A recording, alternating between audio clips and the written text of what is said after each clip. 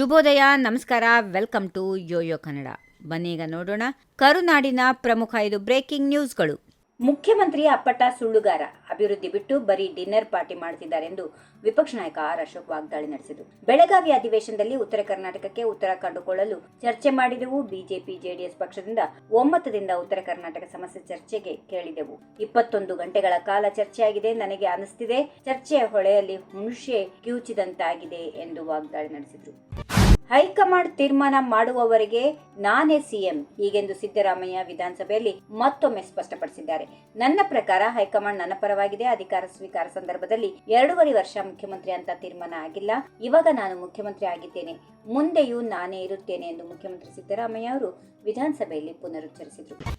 ನನ್ನ ಮತ್ತು ಸಿದ್ದರಾಮಯ್ಯ ಮಧ್ಯೆ ಒಪ್ಪಂದ ನಡೆದಿದೆ. ನಾವಿಬ್ಬರು ಮಾತನಾಡಿಕೊಂಡಿದ್ದೇವೆ, ಅದರಂತೆ ನಡೆದುಕೊಳ್ಳುತ್ತೇವೆಂದು ಡಿಸಿಎಂ ಡಿಕೆ ಶಿವಕುಮಾರ್ ಹೇಳಿದ್ದಾರೆ. ನಾನೇ 5 ವರ್ಷ ಮುಖ್ಯಮಂತ್ರಿಯಾಗಿ ಮುಂದುವರಿಯುತ್ತೇನೆ, ಹಾಗೆ ಹೈಕಮಾಂಡ್ ಕೂಡ ನನ್ನ ಪರವಾಗಿದೆ ಎಂದು ಹೇಳಿಕೆಗೆ ಪ್ರತಿಕ್ರಿಯೆ ನೀಡಿದ ಡಿಕೆ ಶಿವಕುಮಾರ್, ನಾನು ಯಾವತ್ತೂ ಸಿದ್ದರಾಮಯ್ಯ ಅವರು 5 ವರ್ಷ ಮುಖ್ಯಮಂತ್ರಿಯಾಗಿ ಇರಲ್ಲ ಎಂದು ಹೇಳಿಲ್ಲ, ಹಾಗೆ ಹೈಕಮಾಂಡ್ ಕೂಡ ಅವರ ಪರವಾಗಿಲ್ಲ ಅಂತ ಹೇಳಿಲ್ಲ. ಹೈಕಮಾಂಡ್ ಸಿದ್ದರಾಮಯ್ಯ ಪರವಾಗಿದ್ದಕ್ಕೆ ಅವರು ಸಿಎಂ ಆಗಿದ್ದಾರೆ. ಹೈಕಮಾಂಡ್ ಕೂಡ ಒಂದು ಒಪ್ಪಂದಕ್ಕೆ ಬಂದಿದೆ ಎಂದು ಹೇಳಿದರು.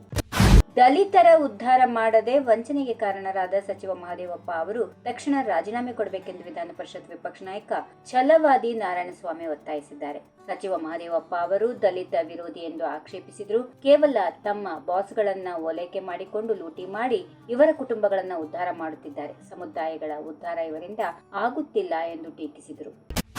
ಕಾಂಗ್ರೆಸ್ನಲ್ಲಿ ಅಧಿಕಾರ ಹಂಚಿಕೆ ಸಂಬಂಧಪಟ್ಟಂತೆ ಗೊಂದಲಗಳ ನಡುವೆ ಇಂದು ಮುಂಜಾನೆ ಉಪಮುಖ್ಯಮಂತ್ರಿ ಡಿಕೆ ಶಿವಕುಮಾರ್ ಉತ್ತರ ಕನ್ನಡ ಜಿಲ್ಲೆಯ ಅಂಕೋಲಾ ತಾಲೂಕಿನ ಶಕ್ತಿ ದೇವತೆ ಅಂದ್ಲೆ ಜಗದೀಶ್ವರಿ ದೇವಸ್ಥಾನಕ್ಕೆ ಭೇಟಿ ನೀಡಿ ವಿಶೇಷ ಪೂಜೆಯನ್ನು ಸಲ್ಲಿಸಿ ಇಷ್ಟಾರ್ಥ ಸಿದ್ಧಿಯ ಪ್ರಶ್ನೆ ಕೇಳಿದ್ದಾರೆ. ಈ ದೇವಸ್ಥಾನದಲ್ಲಿ ಪ್ರಶ್ನೆ ಕೇಳಿ ಉತ್ತರ ಪಡೆದರೆ ಅದು ದೇವಿ ಹೇಳಿದಂತೆ ನಡೆಯಲಿದೆ ಎನ್ನುವ ಪ್ರತೀತಿ ಇದೆ. ಈ ಹಿಂದೆ ಜಾರಿ ನಿರ್ದೇಶನಾಲಯದ ಪ್ರಕರಣದಲ್ಲಿ ಡಿಕೆ ಶಿವಕುಮಾರ್ ಜೈಲು ಸೇರಿದ ವೇಳೆಯಲ್ಲಿ ಡಿಕೆ ಶಿವಕುಮಾರ್ ಆಪ್ತರು ದೇವಸ್ಥಾನಕ್ಕೆ ಬಂದು ಪ್ರಶ್ನೆ ಕೇಳಿದ್ರು.